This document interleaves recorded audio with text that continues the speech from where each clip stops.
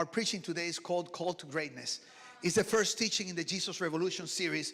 And I firmly believe there is a call for greatness or to greatness inside of you. God placed it there. That's why we as human beings always have this urge to advance. We have this urge to conquer things, to conquer new conquests and just build new stuff and create new things. And we have this ambition inside. Let me tell you, ambition is not a bad thing. It depends on where your ambition is placed. But ambition has to do with God's design for us. Because when he created us in the Garden of Eden, in Genesis, the book of Genesis, it says that when he placed men and women in the Garden of Eden, he blessed them. He blessed them with the blessing of what we call reproduction or giving life. It's more than bearing children. It's more than having children. It has to do with the ability to go where there is no life, and with God's power and his word to create life out of nowhere. I mean, that is a superpower. Okay? We have the ability to go to dead places and produce life, God's life. And the Bible says that God gave us the blessing of multiplication, which means that we take things and make them, take them from less to more, from small to big. Everything that we touch should grow, should be blessed, should become better. So when you have this urge of being better, let me tell you, even of making money, of putting a new business, starting a new enterprise, that is God's design for you. Because you were called to greatness. I'm completely sure of that. But most people don't pursue their call to greatness and settle for a mediocre, unfulfilling life. And that's very common, very frequent in church. And if you know God's word and God's design for you, we shouldn't, ¿cómo se dice? Resignar, settle. We shouldn't settle for less than what God has created you to be or to do. But in the church, we settle.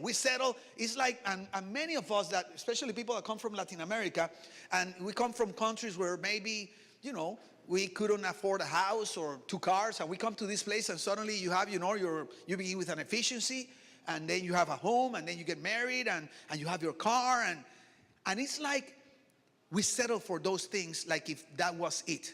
Like if that was what God wanted of us. I think God has great and incredible things for each one of us. And I'm not a settler. I mean, I'm thankful. I'm thankful for what God has given me, but I never settle because I know God has always more for me. So you have a call for greatness. Don't settle for a mediocre life. And the reason why people settle for a life that is less than what God has for them is because when people compare themselves to truly great people, they think they don't have what it takes to be great. And I did truly great people because we have a distorted definition of what greatness is. And let me tell you, a wrong definition will always take you to the wrong destination. When you come to Jesus, the first thing that God begins doing? He begins correcting the definitions that we have in our heart, in our mind. For example, he begins teaching you what family really is, what a father really is, what a husband or wife really is, what raising children really means, what being rich really means. It's more than having stuff. So God begins correcting, the word not correcting, but changing, transforming, adjusting. Oh, that's such an intelligent church. I have a dictionary in front of me.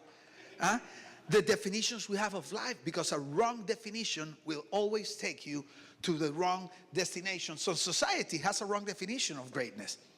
Usually we relate greatness with being, listen to this is the definition of the dictionary, being distinguished, like eminence, being famous, being eminent. So when we look for greatness, we think that greatness is a person that is distinguished, that is eminent, that is rich, that is famous. So it's logical to conclude that to achieve greatness, you need to be rich, you need to be very attractive, you need to be super talented. Because, of course, if you want to be like Kylie Jenner and be declared the youngest billionaire, self-made billionaire in the history of the world, And she herself, 1 week ago, 3 days ago, she said, let me tell you, I'm not a self-made billionaire. I was born into richness. And she said, it's true that my business was made with my money, but I mean, she was born with a lot of stuff. She said, I'm not self-made.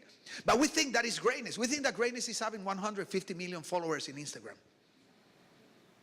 So we begin to desperately seek that because we think that is greatness. And since we have this call to greatness inside, there's something that impels us, that impulses us, that moves us to achieve that, but we have the wrong definition, so we begin running towards the wrong destination. And the problem is that even though if we achieve that very few people achieve that, then we still don't feel fulfilled because that is not true greatness. Or we think that greatness means the way you look. And nowadays we have this reference of what beauty means. Completely distorted reference of beauty. We see people in Instagram. Let me tell you, Instagram pictures, I mean, you can do magic there. If you think that the people that are on Instagram look like that and their life is like that, let me tell you, you're wrong. Even pastors, you see pastors like with his wife, or and it's like here with the love of my life, and maybe they haven't been together in 2 months. But they know they need to put that in Instagram to inspire people. Or you see the pastor with his kids like, with my dude, my best friends, hanging around like I love to do every day. And maybe those kids are depressed and resented with their father because they never see him. Because he's doing ministry all the time. So we have these references that we are trying to copy. And when we see that it is so difficult, because of course, to look like that girl, you have to never eat. I mean, never, ever. So we have this influencer, because nowadays everybody's an influencer. I mean, you have like 300 followers and you put influencer. I mean, you cannot even influence yourself.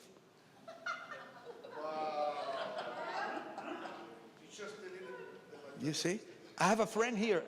There's a person, a volunteer in this church, John Speed. The other day we were having lunch and he said,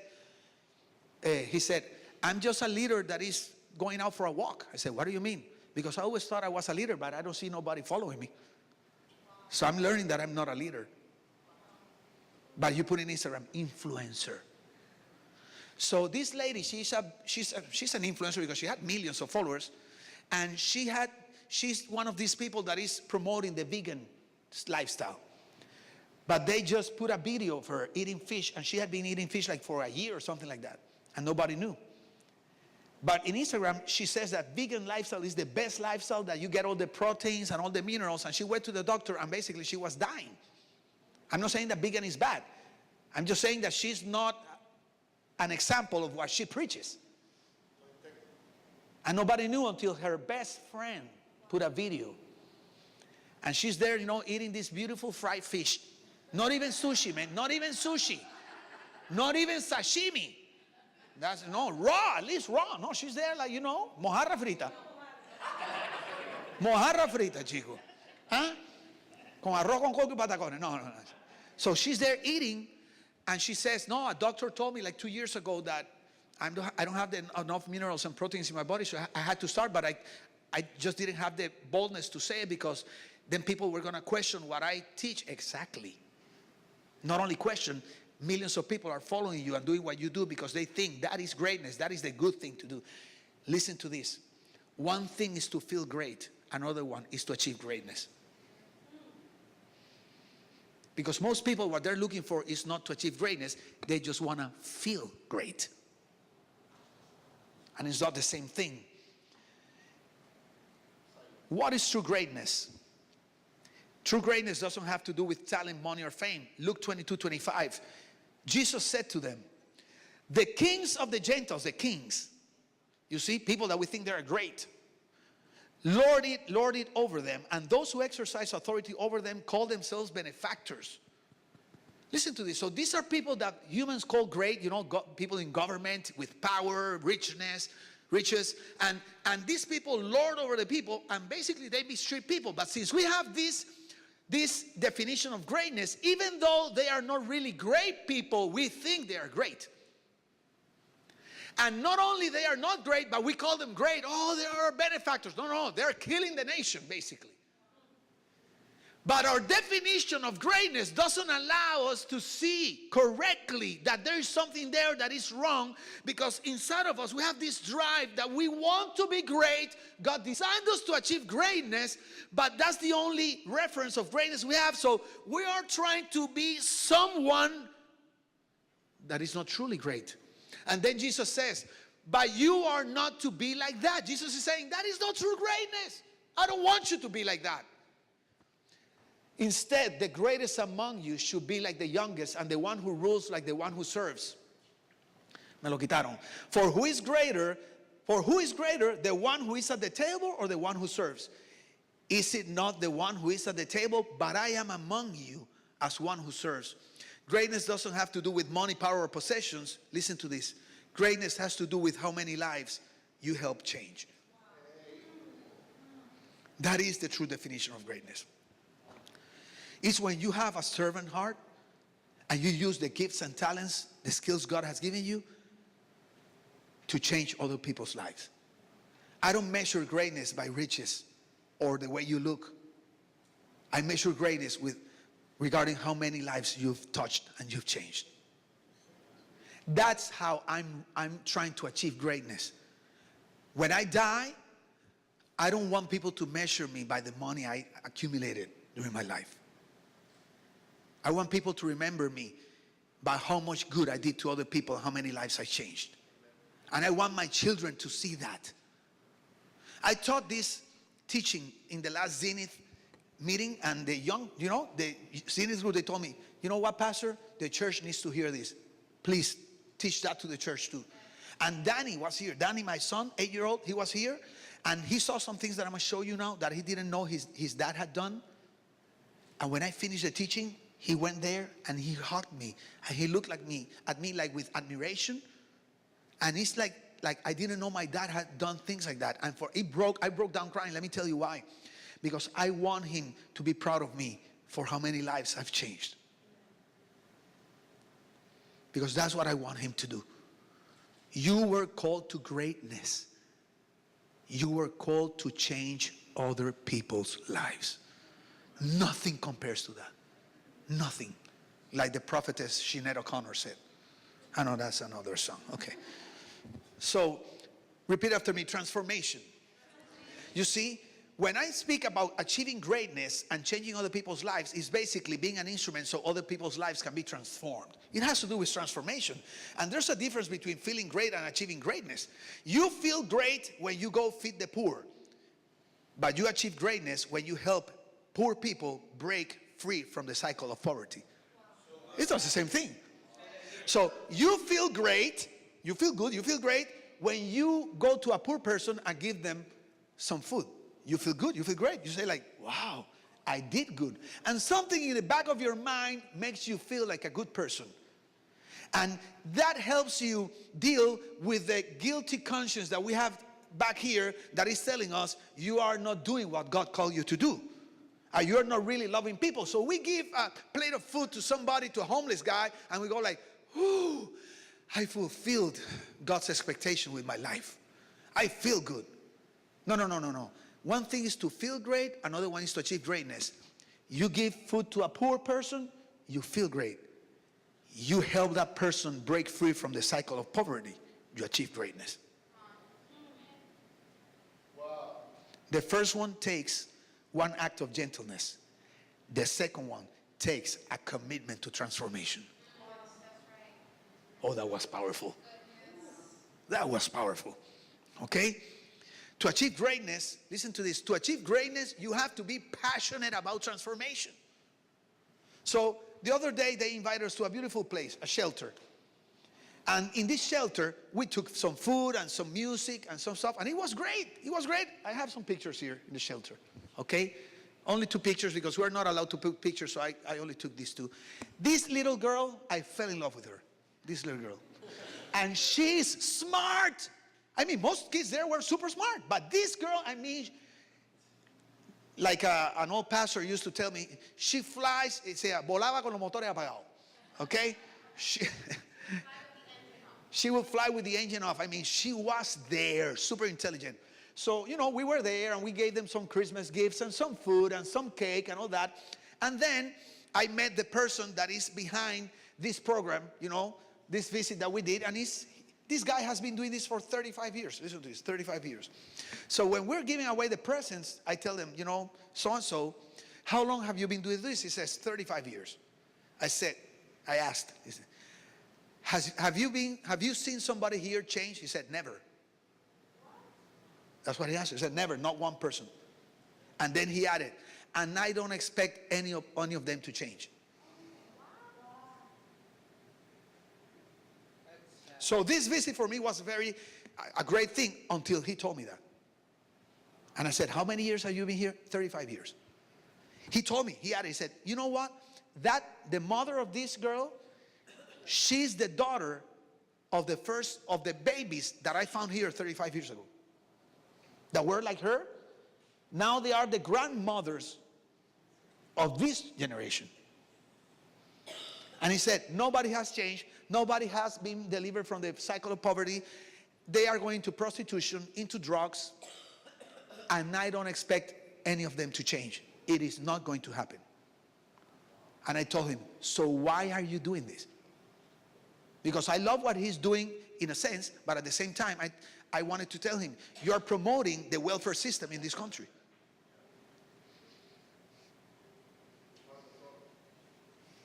And this is, I'm telling you something tough. But I'm not going to live my life to give somebody a plate of food.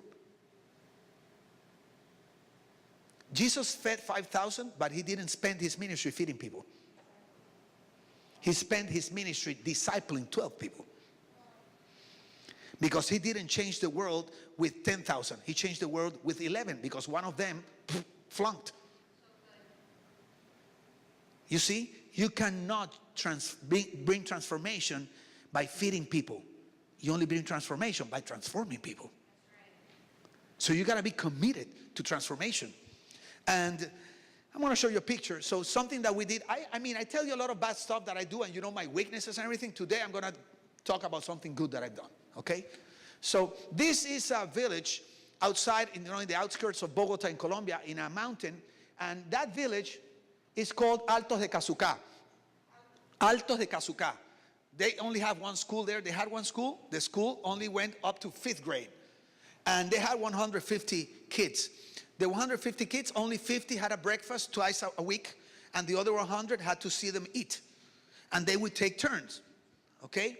And all the parents in this area want their kids to be in that school because it's the only place where they would eat. So the statistics say that almost 100% of the ladies that would come out of that school in 5th grade, because they didn't have any more grades, they would go into prostitution, almost 100%. And almost 100% of the young kids would go into a criminal life. So we went there and we adopted a school called Liceo Nueva Vida. And with the other church that was a very economical, financially powerful church like this one, and this one is going to be even more powerful than that other church. And we're going to be able to do a lot of more stuff than we used to do. Okay? We adopted the school. I spoke with the principal. We adopted the school. And we had sponsors in church. Don't worry, I'm not going to ask you for money for this. We had sponsors in church. And what we did is that monthly, we would pay for them, the salaries of the teachers. Those teachers were there, no salary for years. We paid for the salaries, the uniforms of all the kids, the 2 meals a day, breakfast and lunch of all the kids.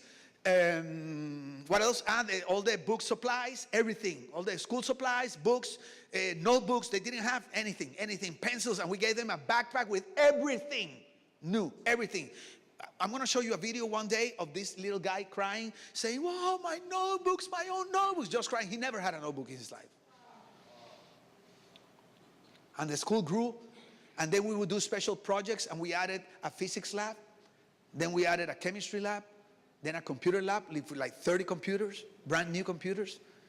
And then we said, we need to make this school self-sustainable. We don't want them to be codependent from us on our money. So we put a bakery and we taught them how to do break bread. And then we took Marcos Carrasquillo and we taught him how to cut hair. And we put a barberia, barber shop. And we taught the ladies and the guys. And in 5 years, the school was self-sustainable. And then we went 5th grade, 6th grade, 7th grade, 8th grade, 9th grade, until we graduated the first promotion in that mountain. I want to show you a picture.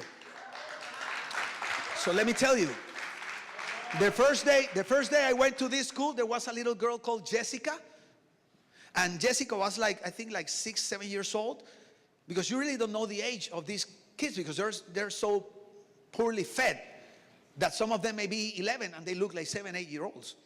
And Jessica was, clinging to my leg like she fell in love with me and vice versa. And I couldn't walk. I was like dancing cumbia all the time, just, dragging Jessica all around the school like that. I remember. And Jessica told me, Pastor JV, I need some help. What happened? My mom just tapped my father and my father is dying at home with all his things outside his organs outside his body. That's the life they live every day. This Jessica, 7-year-old, she gave me a hard candy, a little candy. She said, I love you so much. I'm so thankful for what you're doing for us. Take this candy. So I love candy. I just ate the candy. And 1 hour later, her brother comes and says, did Jessica give you a candy? Yes. Then he goes, that was our lunch. I'm like, I didn't know how to bring that candy back. I felt guilty. And we graduated the first promotion. And now we have professional nurses that were going to be prostitutes. And the other picture, and we have hotelería y turismo, I don't know how you call that, hospitality, and we have professional musicians. But it took us years. A lot of money, years traveling. I went to Thailand to look for some money, and then we built another school and put the other school that is like a billiard place. But the other picture, the one where it's still not built, I think it's one of the first pictures. I'm sorry. So no, the other one that is like a corner. It's like a corner in a street. That's you see, and there was this little school there. That's the school, and we bought all that. So I went to Thailand. I flew 18 hours. I flew 2 days. And then 2 days back, and I was only 2 days in Thailand to look for $40,000. And we purchased this piece of land, and we built the high school there. And now they have like 2,500 kids graduating in Managua, Nicaragua. And put the other picture. And that's how it was before. Next picture. And look at the new restrooms. They only had one restroom for 1,500 kids. One restroom. Imagine the line. Okay, next picture. That was the way we found that school. Next picture. El que salen todas las fotitos así. So now that's the new front of the school. I'm there inaugurating the school. So listen. Do you want to feel great? Or do you want to achieve greatness? Because after we gave the other church away, we still were in the middle of these projects. And my wife and I, and some people here helped us. We had to pay from our own salary, keep on paying, so that we wouldn't leave these kids in the air. But you have to be passionate about transformation. You have to understand that true greatness is changing lives. And the next thing I want to talk to you about is disruption. Say that word, disruption. To achieve transformation, you need to be willing to cause disruption. You cannot achieve transformation if you're not willing to cause disruption. You know what disruption is? Disruption has to do with challenging the status quo, interrupting what has been established as a norm. So a disruptor is a person that comes to a place and things have been being done and the same way for years and generations, that people say nothing is going to change. We're not willing to pay the price to change, because there's nothing more difficult than going against the grain of something that has been done the same way for generations. And you go in there and say, I'm going to begin to change things, and people don't want to believe you. Like they never believed that I should be wearing these jeans or with this hair or with this type of church. And they told me, you know what, Pastor JV, I think he's only getting old, and he doesn't want to recognize that he's old and that God has him for he's Moses. He should die already and let Joshua do his thing, you see. And I think that maybe he's not happy with Jesse and he's looking for, a young lady. No. Let me tell you, I am a disruptor. I am a disruptor. And And I understood for years that I needed to change things. I love to tear down idols. I love to break paradigms in people's heads. I love to be used by God to make people think different. And by different, I mean biblically. Even people in church that have been doing things in a way and that is not even biblical. But we've done it for so long that we think that is God's way. And listen to this. Who wants to be a disruptor? I want to know who wants to be a disruptor. Listen, if you want to be a disruptor, you have to be willing to be criticized and rejected.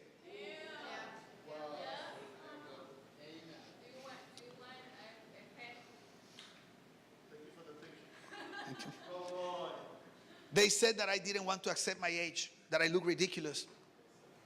They said that this dream was beyond our reach.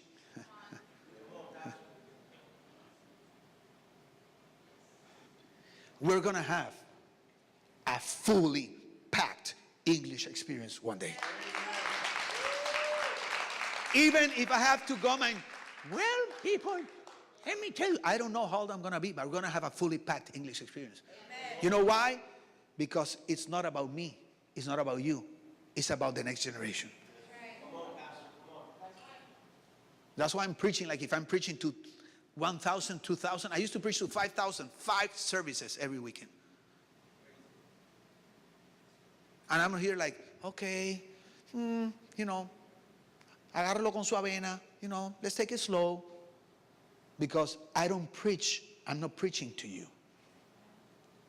I'm preaching to the next generation through you. I'm seeing something that is farther ahead down the road. That's why I come here Sunday after Sunday with 10, 20, 30, sometimes 60. That's record for the English experience. Let me tell you, maybe some of you are going to be uncomfortable at 6 p.m. or you say, ah. But I have to say something. Yes. The best experience in this country. Yes. That you're bringing to us. Thank you so much. I really appreciate it. Thank you so much. Thank you, David. So Pat, we're gonna be substance. Thank you. I'm gonna give you a challenge in the end of the service of the experience. Okay? Listen. You cannot be a disruptor if what people say about you matters to you more than changing lives. If what people think or say about you matters to you more than changing lives, you cannot be a disruptor. Because you're always going to be thinking or protecting your reputation. You see, if you want to be a disruptor, you cannot be worrying about rejection. I mean, you can worry, but you cannot let rejection determine your decisions.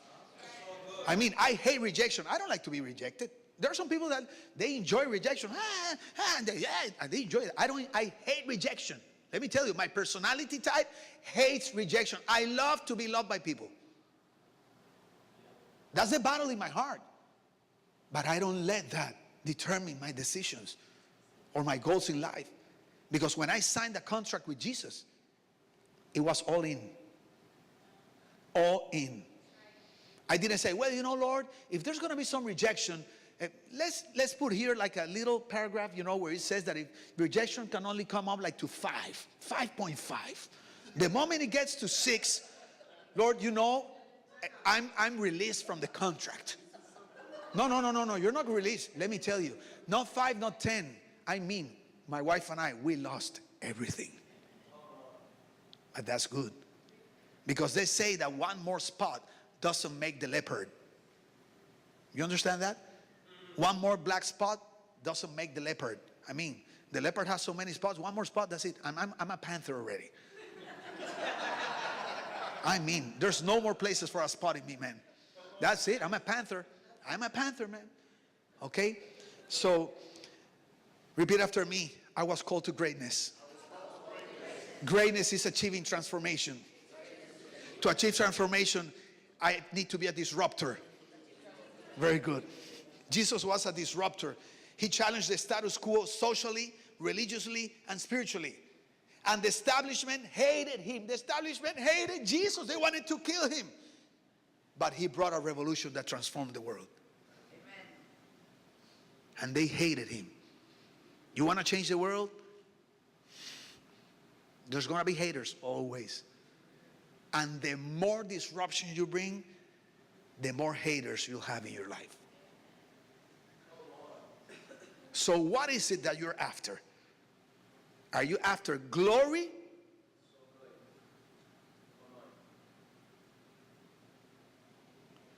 Matthew 9:32. Wow, I love this one. Are you guys learning something, enjoying? Matthew 9:32. When they left, listen to this. When they left, a demon-possessed man who couldn't speak was brought to Jesus. So Jesus cast out the demon. So I love this story. This demon-possessed guy had been there forever. I think he even speak differently. He was there in the synagogue. He was there with everybody. And people just grew used to having a demon-possessed person. Because when you're not worried about transforming people's lives, you even get used to, you get used to bad stuff, to mediocre stuff, to people being demon-possessed, people being poor, people not achieving nothing in their lives. You know, I cannot do that. Jesus knew what he carried, and when he saw a demon-possessed guy, he said, I have to do something. And that guy had been there, I don't know how many years, and maybe he was in church, and they would do something, we're like, amen. And people say, maybe his throat he has a sore throat, maybe today or something. No, he was demon-possessed. And the moment Jesus, the disruptor, came, Jesus cast out the demon. Listen to this. And the man began to speak. The crowds were amazed. So they hate you, but they are amazed. And they said, nothing like this has ever happened in Israel, they exclaimed. Repeat that. Nothing like this has ever happened. Nothing like this has ever happened. But the Pharisees said, he can cast out demons because he's empowered by the prince of demons. When you're a disruptor, some people are going to be amazed because you're going to do things that have never been seen before, have never happened before. And people get scared. Some people get scared in a good way, like, I don't know. But they get amazed, like scared, amazed. And sometimes they praise God, sometimes they just run away. And some people get scared because you are threatening their control over that status quo. Like when the disciples rebuked the guy that was using divination and in people's lives, and some people were making money out of this guy, giving people their future and all that. And the moment the disciples rebuked him, they lost the business. And yes, they got scared that they didn't have more money.